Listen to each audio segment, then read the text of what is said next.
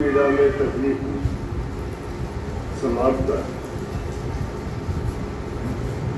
अब गुरु से प्रीति जो जोड़ लेता है तो उस गुरु का ही रंग चढ़ जाता है। गुरु पे कौन सा रंग है? गुरु के पास अरंग है, अरंग जिसका कोई रंग नहीं, जिसमें कोई स्वाद ही नहीं है। ये एक अजीब बात है। प्रभु के नाम में ना कोई रस है, ना कोई आनंद है, ना कोई उसमें किसी प्रकार का स्वाद है। क्यों नहीं है? कि वो इंद्रियों का भोग नहीं है। वो शरीर का जो रस लेने वाली चीज है उससे नहीं मिलता है। उसमें तो आनंद और रस जो है वो, लेकिन दुनिया में उसका कोई मुकाबला नहीं। और उस रस को कैसे प्राप्त कर सकते हैं? जब गुरु से प्रीति जोड़ते हैं। अंतर दर्शन का मतलब क्या है? अंतर दर्शन का मतलब है कि वो नूरी गुरु, विदेह गुरु जिसकी हम भक्ति करते हैं, निर्गुण। हम निर्गुण की भक्ति करते हैं, गुण वाले के गुरु। सरगुण वाला कौन होता है? जो देह रूप में होता है, सब प्रकार के, लेकिन सरगुण से ही निर्गुण की ओर जाने का रास्ता संतुलित बताता है। सरगुण से जब तक तुम्हारी दोस्ती नहीं है, उनके साथ लगन नहीं है, तो निर्गुण को नहीं प्राप्त कर सकते। निर्गुण वही नूरी गुरु की बात करते हैं कि जिसकी हम खोज और तलाश करते हैं।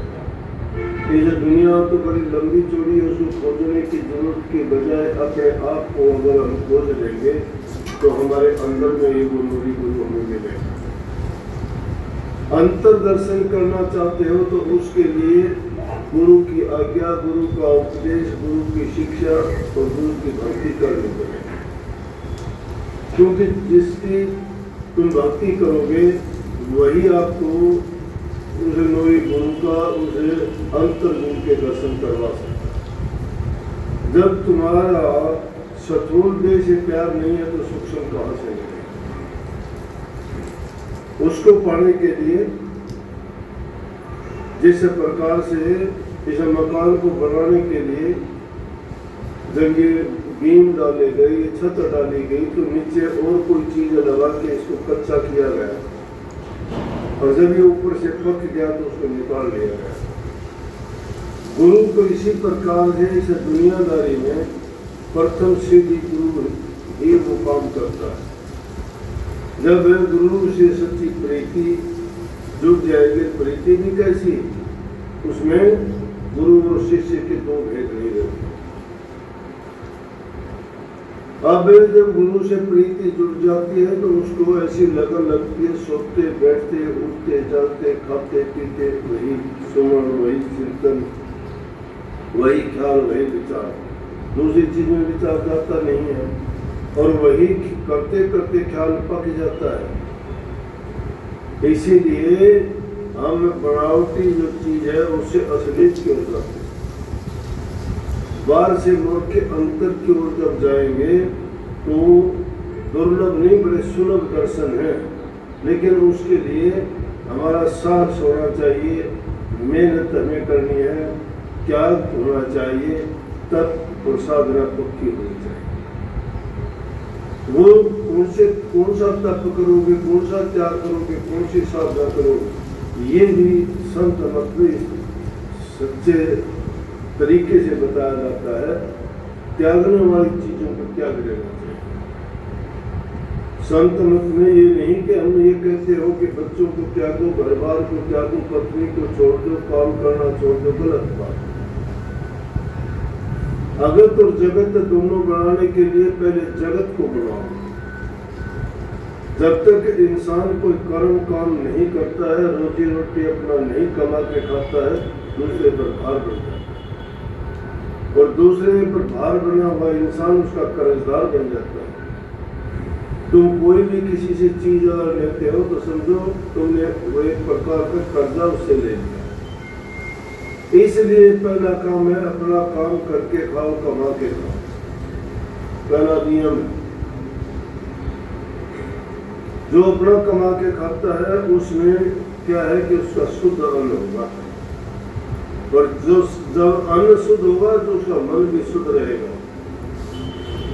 जो लोग शुद्ध अन्न नहीं खाते, शुद्ध खान पान उनका नहीं है, चोरी का, ठगी का, बेईमानी का, हेरा फेरी का, भ्रष्टाचारी का, या गलत तरीके से किसी का दर काट के अगर किसी ने कमाया है, लेके आया है, और वो अपनी संतान के लिए, अपने लिए उनको खिलाता है, पिलाता है, तो उनके विचार कभी शुद्ध नहीं हो सकते।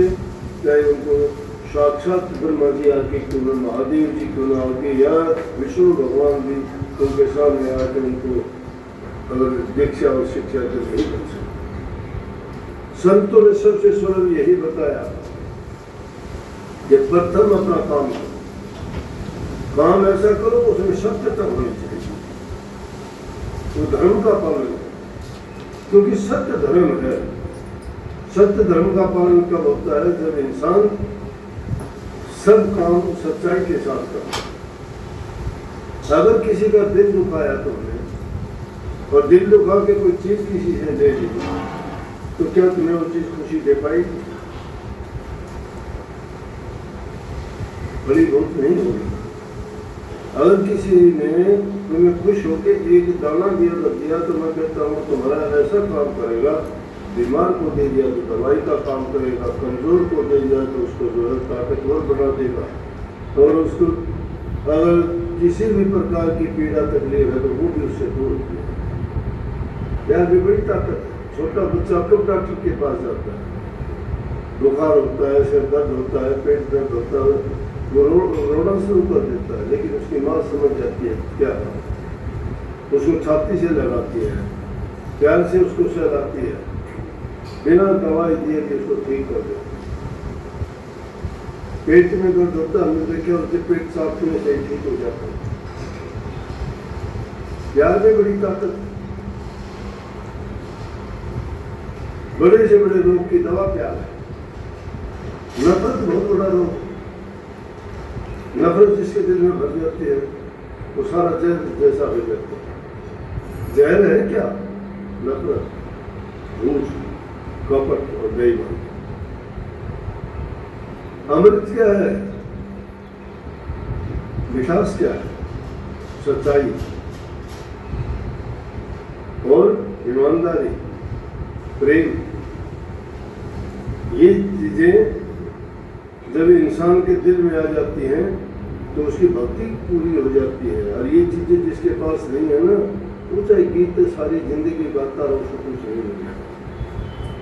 अपने जीवन में जो चीजें हैं, संत जो कहते हैं उस चीज को अमली जामा पहना के देखो, तुम्हें करने की जरूरत नहीं है, हो गया उसी को। क्यों? ये उसी के तो अंग हैं, उसी की शाखाएं हैं। उन शाखाओं को अगर तुम पकड़ते चले जाओगे, पेड़ अपने आप हाथ में आ जाएगा।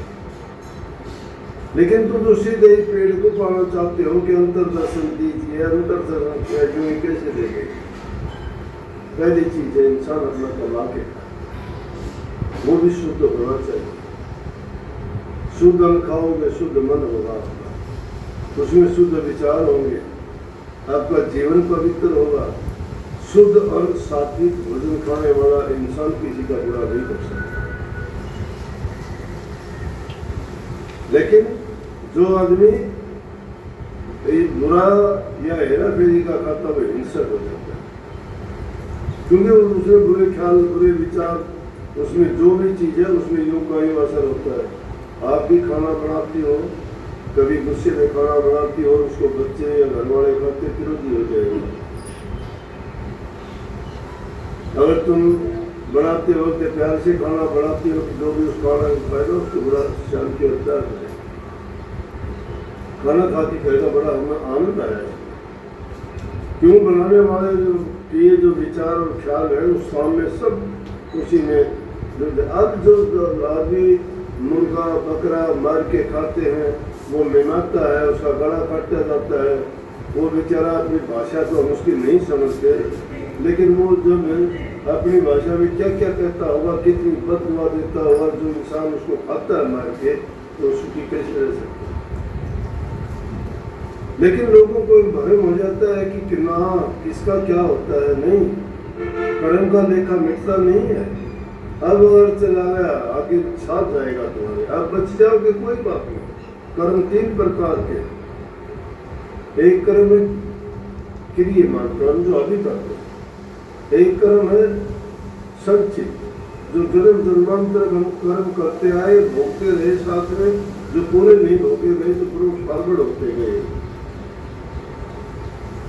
और एक होता है प्रारब्ध कर्म जो पिछले जन्म में हमने किया, प्रारब्ध कर्म का फल हमें अब मिलता है। लेकिन जो कर्म का भार जन्म जन्मांतर से बचा हुआ इकट्ठा है, संचित कर्म है, वो जब तक भोग नहीं दिए जाते जिनका पीछा नहीं छूटता। कितने लोगों को नहीं देखते, कई बार ऐसे बच्चों को देखते हैं, कोई गर्दन नहीं उठाता, कोई पैरों से चल नहीं पाता, किसी की आंखें नहीं है, कोई लूला लंगड़ा है, कोई कैसा है, वो एक प्रकार का क्या है जिसमें कोई समझ नहीं, ज्ञान नहीं। उसने जीवन में आके क्या किया, अब तो कर्म किया ही नहीं है, इसका मतलब पिछला कोई कर्म तो था ही उसका। और एक देखते हो बिना काम किए भी उसको सब कुछ प्रॉपर्टी मिलती है, घर मकान मिलता है, कोठी बंगले कार मिलते हैं, बड़े बड़े उसको व्यापार मिलते हैं, धन दौलत मिलती है, अच्छा परिवार मिलता है, सब प्रकार की खुशियाँ होती हैं। इसका मतलब कोई ना कोई उसने नेक कर्म किए है पिछले दिन, बिना नेक कर्म किए नहीं। ये कर्म का सिलसिला